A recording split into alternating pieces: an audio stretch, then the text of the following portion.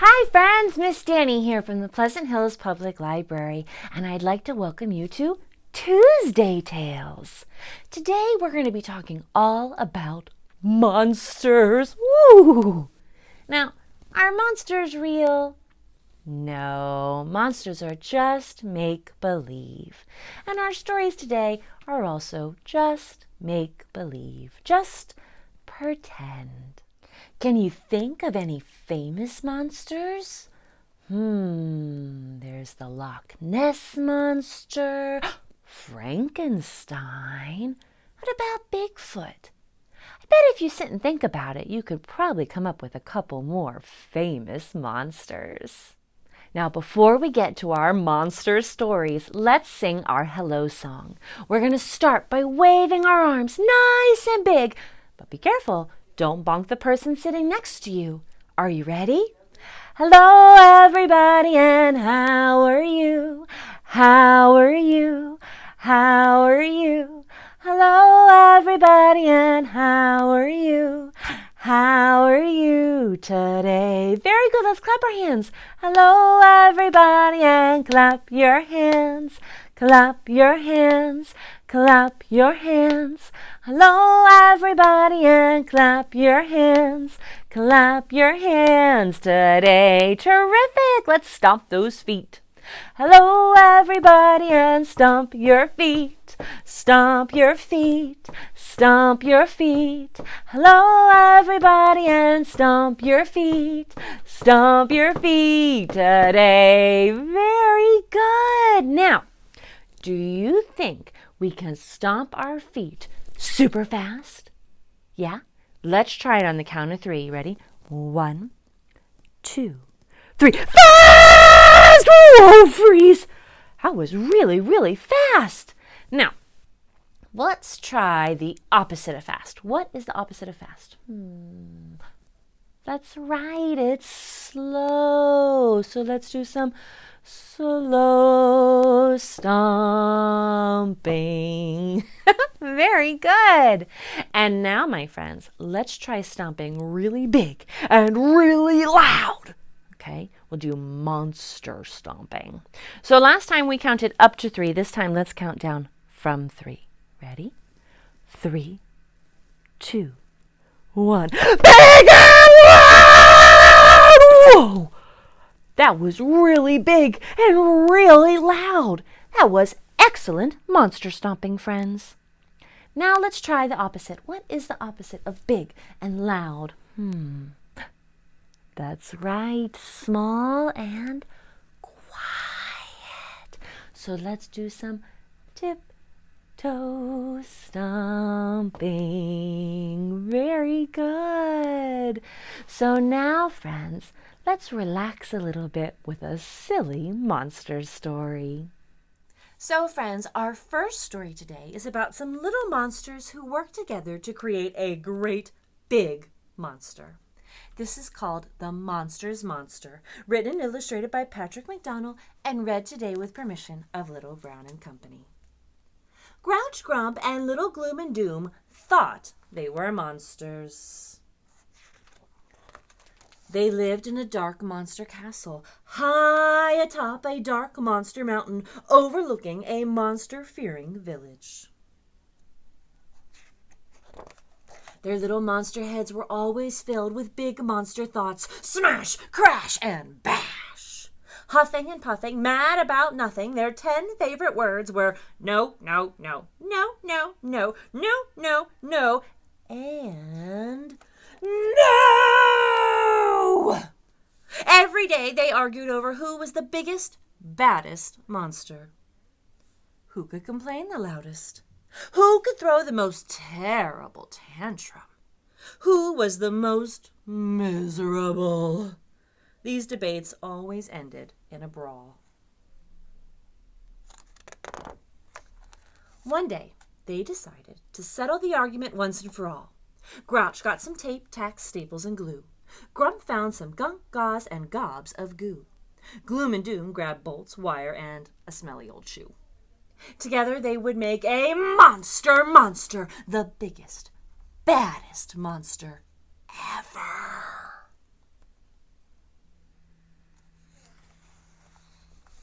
They hoisted their creation into the stormy sky, where, bam!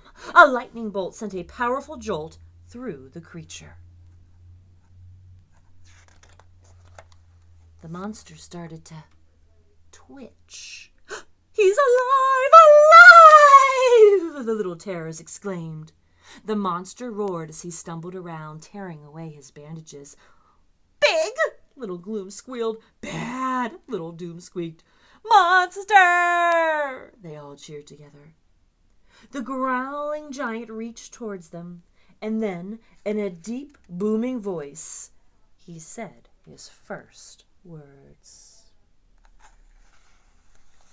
"Thank you." He crushed them to his chest with a tight squeeze. "Thank you, thank you, thank you."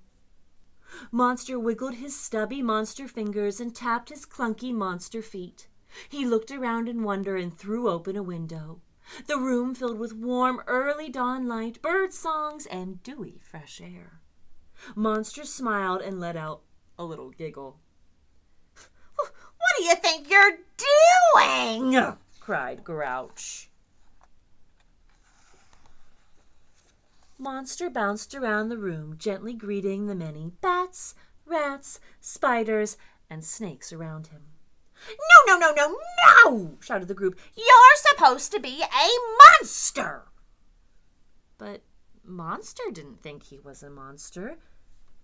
He didn't think he was anything but thankful to be alive. Monster became still, sniffing a hint of sweetness in the morning air. Suddenly he let out a roar and smashed through the dungeon wall. "Ha ha ha!" Grouch laughed. "He's finally coming to his senses." "Yes, yes!" shouted Grump. "He's off to make mayhem in the village." "Oh, he's gonna smash, crash, and bash!" cried Gloom and Doom. The rascals dashed after Monster, trying to keep up with his long strides down the mountain. "Monster! Monster!" they cheered after him. The village bakery was just opening for the day when Monster plowed through the front door. Grouch, Grump, and Gloom and Doom anxiously waited outside the shop, peering through those dusty windows. "Big!" whispered Gloom. "Bad!" whispered Doom. "Shh, shh!" begged Grump. "I want to hear the howls and yows." Well, there was a tense quiet, and then finally, from inside the bakery, they heard, "Thank you." Monster appeared clutching a white paper bag. Then he turned and headed out of town, towards the beach. "After him!" the trio cried. "Monster! Monster!" Well, Monster slowly knelt down on the soft, cool sand. Grouch, Grump, and Gloom and Doom collapsed in a heap around him. As they tried to catch their breaths, Monster gently patted their heads. He carefully opened the bag and gave each of them a warm, powdered jelly donut. Grouch, Grump, and Gloom and Doom were speechless. But then they remembered what their big, bad monster had said. "Thank you." Monster looked at them and smiled, and they smiled back, and together they all started to giggle. Grouch, Grump, Little Gloom and Doom, and their new friends sat quietly on the shore, watching the sunrise. And the seagulls playing, and the seagrass dancing, and the ocean glistening. And no one was thinking about being a monster. So that story had a lot of fun vocabulary in it. So vocabulary is another way to say words. There are lots of big and rich and wonderful words that you can find in stories. And sharing stories together is a great way to boost your vocabulary, which will help with reading skills and comprehension skills as you grow. All right, friends, next we are going to sing a fun version of Head, Shoulders, Knees, and Toes that's all about monsters. So make sure you have room to move. So instead of singing head, shoulders, knees, and toes, we're going to sing horns, fangs, knees, and claws. Are you ready? Horns, fangs, knees and claws, knees and claws. Horns, fangs, knees and claws, knees and claws. Eyes and ears and tail and paws. Horn, fangs, knees and claws, knees and claws. Our next story today, friends, is about a little monster who's not that monstery. This is called Mostly Monstery, written by Tammy Shore, illustrated by Scott Magoon, and read today with permission of Simon & Schuster Publishing. Oh my. On the outside, Bernadette was mostly monstery. She had pointy ears, huge eyes, fangs, claws, a tail, 2 toes, and a creepy necklace. She lurched, she growled, she caused mayhem of all kinds. But underneath the fangs and the fur, Bernadette had a deep, dark secret. Sometimes, when she was all by herself, she liked to pick flowers and pet kittens and bake. For a monster, Bernadette was just a little too sweet. When it came time to go to school with the other monsters, Bernadette felt a teensy bit nervous. In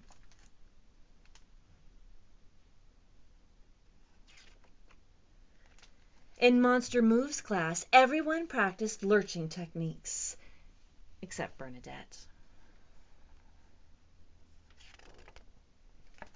Group hug, everybody! That didn't go over well. During Creepy Noises class, everyone worked on growling skills, except Bernadette. She burst into song. Love me tender, love me true, I'm a monster who loves you. And someone ate her microphone.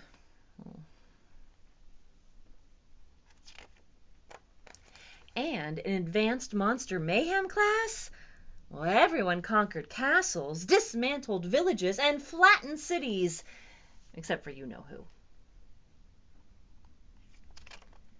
Hey guys, look what I did! Well, the other monsters gasped. Clearly, the situation called for Bernadette's secret weapon. Treats!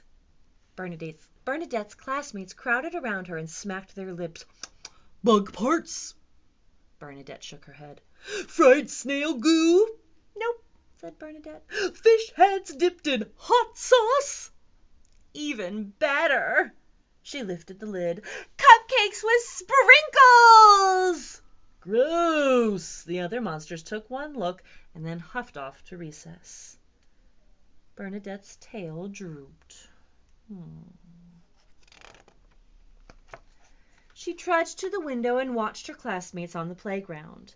They stomped, they slobbered, they scared the leaves off of the trees. They're acting like total monsters, said Bernadette. Wait! And a toothy grin spread across her face. That's it! And Bernadette went right to work.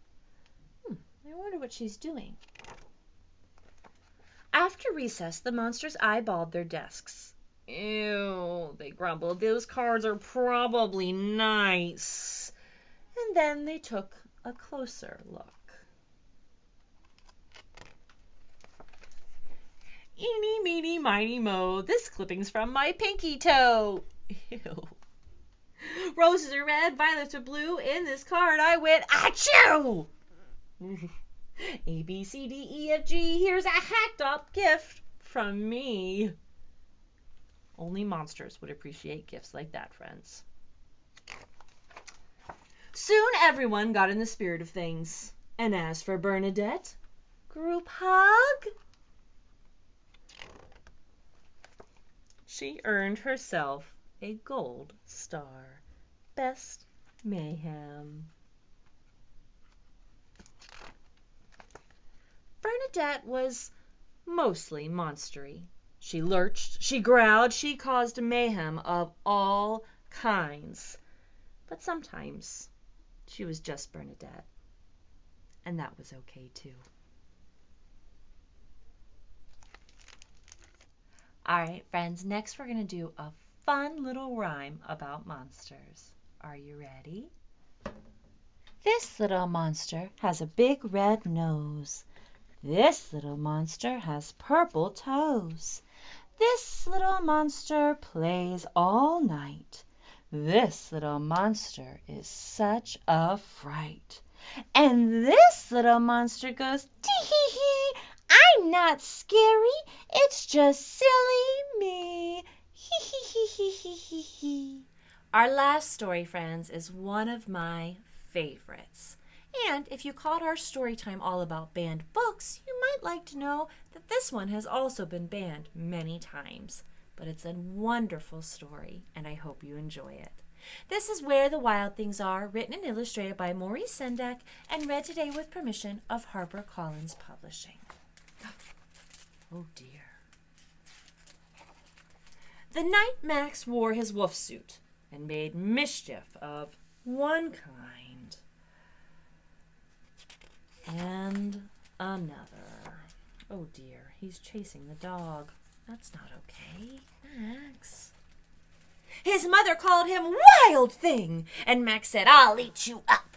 And so he was sent to bed without eating anything.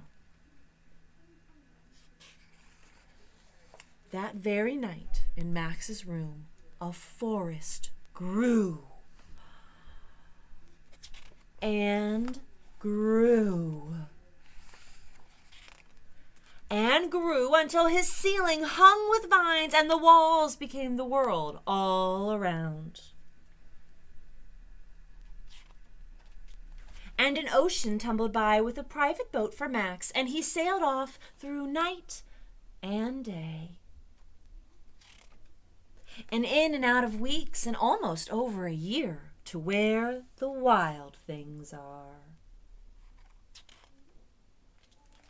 And when he came to the place where the wild things are, they roared their terrible roars, and they gnashed their terrible teeth, and rolled their terrible eyes, and showed their terrible claws. Till Max said, Be still, and tamed them with this magic trick of staring into all their yellow eyes without blinking once, and they were frightened and called him the most wild thing of all. And they made him king of all the wild things. And now, cried Max, let the wild rumpus start. So here they are, roaring their terrible roars. Can you help me roar? Roar! And they're climbing. Can you pretend to climb? Woo, woo, woo. And stomping their feet. Can you do that? Now stop, Max said, and sent the wild things off to bed without their supper. And Max, the king of all wild things, was lonely, and he wanted to be where someone loved him best of all. Then all around, from far away across the world, he smelled good things to eat. So he gave up being king of where the wild things are.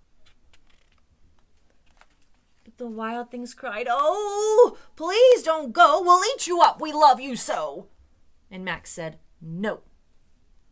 The wild things roared their terrible roars, and they gnashed their terrible teeth, and they rolled their terrible eyes, and showed their terrible claws. But Max stepped into his private boat and waved goodbye. And he sailed back over a year and in and out of weeks and through the day and into the night of his very own room, where he found his supper waiting for him. And it was still hot. And now, friends, I'm going to show you 2 easy ways that you can make a monster using paint. You can use whatever type of paint you like. I recommend washable paint just because it's easier to get out of your clothes if you happen to make a mess. but it's entirely up to you. For our craft, you're going to need a straw for the one and a bigger piece of paper that you can fold in half for the other. If you have googly eyes, that's super awesome. If you don't, wait until your paint is dry and you can draw eyes on with a marker. So first we're going to start by shaking our paint. We'll start with the straw monster. Take your paint and put a nice glob in the middle. Take your straw and blow out onto the paint.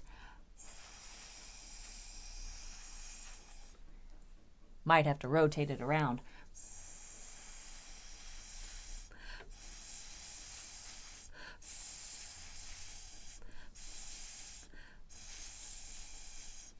You can keep doing this until you're satisfied with how your monster looks. Once you're satisfied with how your monster looks, it's time to add those googly eyes. Now, if you don't have googly eyes at home, that's okay. Remember, just wait until your paint is dry, and then you can use a marker to draw on eyes. You can also use that marker to add other features like arms and legs and hair. Now let's do the monster that we fold in half. You're going to take your paint and put a little bit in the middle of your paper. Take your paper, fold it in half, make that good crease, woo, and squish the paint all around. And if you're anything like me, you might make a mess. That's why it's good to use the washable paint. All right, are we ready? Let's see what our monster looks like. Ooh, I think he needs some eyes. Let's give him a couple eyes here.